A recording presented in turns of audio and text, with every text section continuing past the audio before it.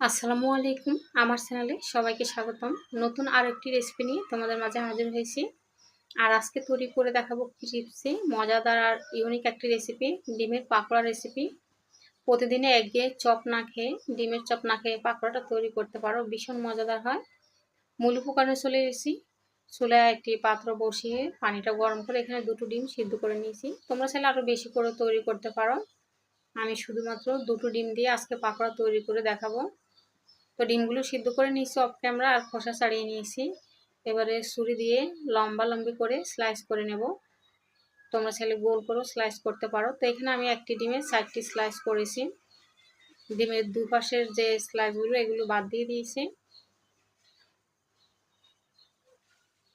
এবার আমি পাকোড়া তৈরিতে চলে যাব। এখানে দেখো একটি সার্ভিং বোল নিয়ে এখানে দিয়ে দিচ্ছি 1 কাপ পেঁয়াজ কুচানো, দিয়ে দিচ্ছি কাঁচামরিচ কুচানো। আর এই পাকোড়াটা একটু ঝাল ঝাল হলে বেশি ভালো লাগে, ঝালটা সবার সবার পছন্দ মতো দিবি। দিয়ে দিচ্ছি 1 কাপ বেসন, দিয়ে দিচ্ছি 1 চা চামচ গোটা জিরে, স্বাদ অনুযায়ী লবণ দিচ্ছি, কালারের জন্য দিয়ে দিচ্ছি হলুদ গুঁড়ো। আর পাকোড়াটা ক্রিস্পি করার জন্য এখানে ব্যবহার করছি 1 থেকে 1.5 টেবিল চামচ মতো চালের গুঁড়া। এখানে আমি কোনো বেকিং পাউডার বা বেকিং সোডা ব্যবহার করব না। চেষ্টা করব স্বাস্থ্যসম্মত উপায়ে পাকোড়াটা তৈরি করার জন্য, যেহেতু রমজান মাস, এমনিতে ভাজা পোড়া বেশি খাওয়া হয়ে যায়।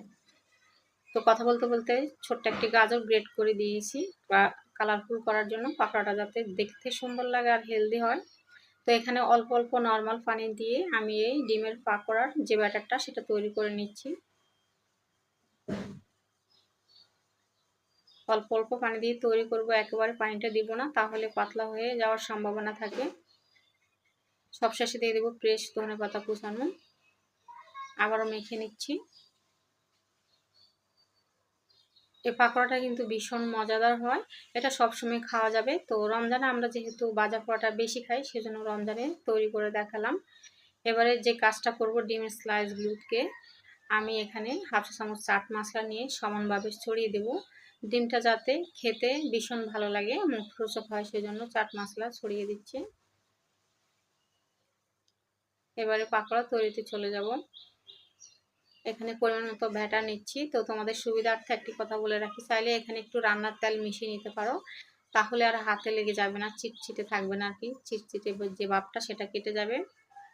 এখানে পরিমাণ মতো ব্যাটার নিচ্ছি আর ডিমের একটি স্লাইস আলতো হাতে উপরে চেপে দিচ্ছি, চারপাশ থেকে ব্যাটারটা উঠিয়ে পাকোড়া শেপ দিয়ে দিচ্ছি।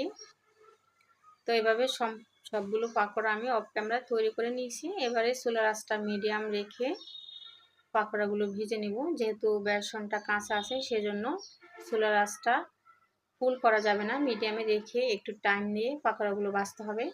তো আমি তেলটা চারপাশ থেকে উঠিয়ে পাকোড়ার উপরে দেওয়ার চেষ্টা করছি। এবারে উল্টিয়ে নিচ্ছি, এক পাশটা মোটামুটি শক্ত হয়ে গেছে। আর দেখো এটা অনেকটা সুন্দর লাগছে, অনেকটা কালারফুল আর ভীষণ মজাদার আর ক্রিস্পি হয়েছে। এই মুহূর্তে ছোট্ট একটি অনুরোধ করব, আমার এই ডিমের পাকোড়া রেসিপিটা যদি তোমাদের কাছে এতটুকু ভালো লেগে থাকে, তাহলে একটি লাইক করে দিও প্লিজ। তোমার একটি লাইক আমার এই রেসিপিটা অন্যদের কাছে পৌঁছাতে সাহায্য করবে। পাকোড়াগুলো একদম লাল লাল করে ভেজে নিয়েছি, এবারে উঠিয়ে নেব। তো আমি খুবই অল্প পরিমাণে তৈরি করছি, যেহেতু পেঁয়াজও হবে, তারপরে আলুর চপ হবে, বেগুনও হবে, সেজন্য আমি অল্প পরিমাণে তৈরি করেছি। এটা ভীষণ ক্রিস্পি আর মজাদার হয়েছে, বাসার সবাই পছন্দ করবে। হাতের কাছে থাকা উপকরণে রমজানে তৈরি করতে পারো এই ডিমের পাকোড়া। তো একটি পাকোড়া ভেঙে দেখাচ্ছি, দেখো ভিতরটা কতটা সুন্দর হয়েছে। দেখতে যতটা সুন্দর হয়েছে আর খেতে কিন্তু অসাধারণ হয়েছে। তো বন্ধুরা, আমার এই রেসিপিটা ভালো লাগলে আমার চ্যানেলটা সাবস্ক্রাইব করে দিও প্লিজ। সবাই ভালো থেকো, আল্লাহ হাফেজ।